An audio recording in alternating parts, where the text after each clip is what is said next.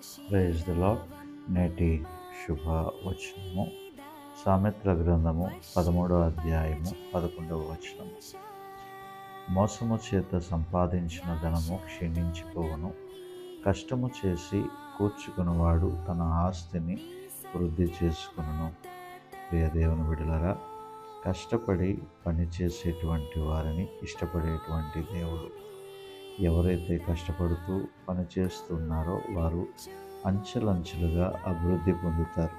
కానీ ఒక్కసారిగా మోసము చేత, దొంగతనాల చేత, అన్యాయము అక్రమము చేత సంపాదించాలని అనుకునేటువంటి వారి యొక్క ధనము ఎప్పుడూ కూడా ధనము క్షీణించిపోతుంది, వారు కూడా క్షీణించిపోతారు.